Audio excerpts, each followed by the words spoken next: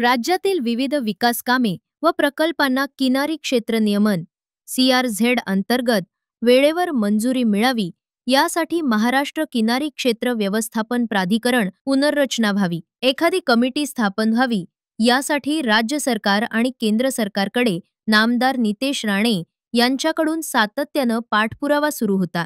आज अखेर त्यांच्या प्रयत्नांना यश मिळाले असून केंद्र सरकारच्या पर्यावरण, वन आणि हवामान बदल मंत्रालयानं महाराष्ट्र किनारी क्षेत्र व्यवस्थापन प्राधिकरण पुनर्रचित करत अधिसूचना जारी केली आहे। राज्याचे मत्स्य व्यवसाय मंत्री नामदार नितेश राणे यांच्या नेतृत्वातील केंद्र सरकारचं हे प्राधिकरण म्हणजे कोकणच्या किनारपट्टी विकासाची खऱ्या अर्थानं संजीवनी ठरणार आहे।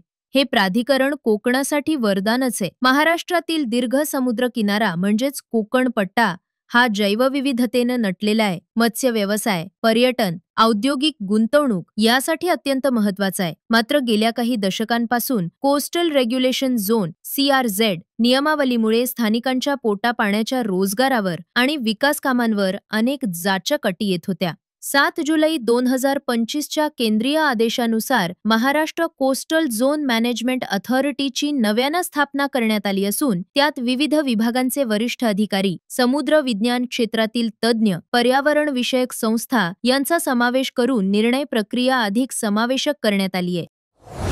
या अथॉरिटीची प्रमुख जबाबदारी किनारपट्टीच्या पर्यावरणीय दर्जाचे रक्षण आणि सुधारणा करणे तसेच पर्यावरण प्रदूषणाचा नायनाट करणे हे आहे। मात्र विशेष बाब म्हणजे या नव्या रचनेमुळे प्रकल्प प्रस्तावांचे परीक्षण आणि मंजुरीची प्रक्रिया अधिक पारदर्शक आणि कालबद्ध झाली आहे। पूर्वी प्रकल्प प्रस्तावांना महिनोमहिने अनुमती मिळत नसे। स्थानिकांना बांधकाम, पर्यटन प्रकल्पांवर शासकीय यंत्रणेकडून स्पष्ट दिशा मिळत नसे। आता या नव्या अथॉरिटीच्या माध्यमातून 60 दिवसात प्रकल्पांवर शिफारसी होणार असल्याने स्थानिक गुंतवणूक, रोजगार निर्मिती आणि पर्यावरणीय समतोल यांचा योग्य मेळ साधला जाणार आहे। आता या कमिटीमुळे कोकणातील मोठमोठे प्रकल्प सहज मार्गी लागतील असा विश्वास कोकणवासियांकडून व्यक्त केला जात आहे। Maharashtra coastal zone management authority म्हणजेच MCZMA ही संस्था महाराष्ट्राच्या किनारपट्टी भागाचे व्यवस्थापन आणि नियमनासाठी काम करते।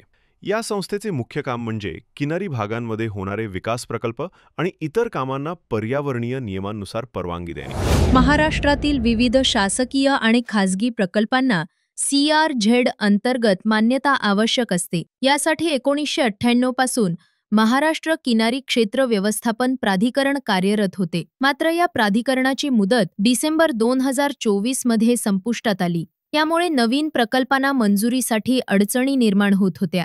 नामदार नितेश राणे यांनी यासाठी प्रयत्न करत मुख्यमंत्री देवेंद्र फडणवीस यांच्याशी पत्रव्यवहार केला। राज्य सरकार ते थेट दिल्लीवारी करत केंद्र सरकारपर्यंत सातत्यानं प्रयत्न सुरू ठेवले। नामदार नितेश राणे यांच्या पाठपुराव्याअंती राज्य शासनानं प्राधिकरणाची स्थापना लवकर व्हावी म्हणून केंद्र सरकारकडे प्रस्ताव पाठवला होता। त्यानुसार आता महाराष्ट्र कोस्टल झोन मॅनेजमेंट अथॉरिटीला मान्यता देण्यात आलीय। या प्राधिकरणाच्या पुनर्रचनेमुळे संपूर्ण कोकणसहित महाराष्ट्र राज्यातील अनेक मोठमोठे प्रकल्प मार्गी लागतील आणि राज्याच्या शाश्वत विकासाला चालना मिळेल। या निर्णयामुळे विकास आणि पर्यावरण संरक्षण यामध्ये समतोल राखत कार्य करता येईल। नामदार नितेश राणे यांनी मत्स्य व्यवसाय मंत्रीपदाचा कार्यभार हाती घेतल्यावर त्यांच्या प्रयत्नांना मिळाले हे मोठे यश समजले जात आहे।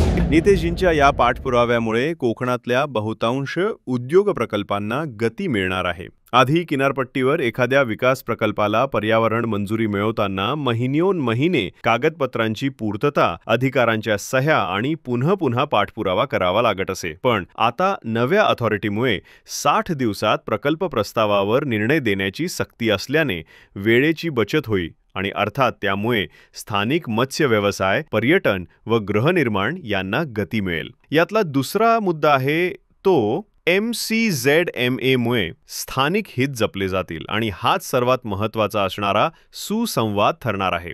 या प्राधिकरणात समुद्र, मत्स्य व्यवसाय, वनक्षेत्र, पर्यावरण या क्षेत्रातील तज्ज्ञ, स्थानिक संस्था आणि शासकीय अधिकारी सामावले गेले आहेत। त्यामुळे निर्णय प्रक्रियेत स्थानिकांची बाजू ऐकली जाईल। तिसरा मुद्दा म्हणजे या प्राधिकरणामुळे मच्छीमार समाज व पर्यटन व्यवसायाला चालना मिळणार आहे। कोकणात मोठ्या प्रमाणात मच्छीमार कुटुंबे किनाऱ्यावर पोतावर अवलंबून आहेत. पूर्वी jetty, fishing harbour, cold storage सारख्या गोष्टींना मंजुरी मिळणे कठीण होते. आता गरजेच्या सुविधा उभारता येतील, त्यामुळे मच्छीमार समाजाचे उत्पन्न वाढेल. कोकणातील इको टुरिझम, होमस्टे, रिसॉर्ट्स याला नवे दरवाजे उघडतील. चौथा मुद्दा म्हणजे पर्यावरणाचा राखला जाणारा समतोल. अत्यंत महत्वाचे म्हणजे हे प्राधिकरण पर्यावरणीय सुरक्षेची जबाबदारीही घेणार आहे. यामध्ये कुठल्याही प्रकल्पात नियमभंग झाला तर कारवाई होईल. उल्लंघनाची माहिती संकेतस्थळावर पारदर्शकपणे उपलब्ध केली जाईल आणि पर्यावरणाचा ऱ्हास न होता शाश्वत विकास होईल. स्थानिकांना पारदर्शक आणि न्याय्य प्रक्रिया हा एक मोठा अधिकार यामुळे मिळणार आहे. पूर्वी अनेकदा लोकांना तक्रार देण्यासाठी किंवा अपील करण्यासाठी ठोस व्यासपीठ नव्हते. आता नवीन MCZMA द्वारे स्थानिकांना आपल्या समस्या मांडता येतील. कोणते प्रकल्प मंजूर झाले त्यांची माहिती खुली राहील आणि उल्लंघनावर वेळेत कारवाई होईल हा विश्वास निर्माण झालाय. यातला शेवटचा आणि कोकणची ताकद दाखवणारा मुद्दा म्हणजे औद्योगिक व खासगी गुंतवणुकीला आकर्षण निर्माण करणारा निर्णय असे याचे वर्णन करता येईल. नियम स्पष्ट आणि पारदर्शक असतील तर गुंतवणूकदारांना कोकणात प्रकल्प उभारायला भीती वाटणार नाही. त्यामुळे पर्यटन, मत्स्य प्रक्रिया उद्योग, जलक्रीडा केंद्रे, रिसॉर्ट्स, स्थानिक हस्तकला व्यवसाय यांना नवीन गुंतवणूक मिळेल. नव्या प्राधिकरणात प्रशासनातील वरिष्ठ अधिकारी, वैज्ञानिक, पर्यावरण तज्ज्ञ आणि स्वयंसेवी संस्था यांचा समावेश करण्यात आला आहे. मुंबई येथून हे प्राधिकरण कामकाज पाहणार आहे.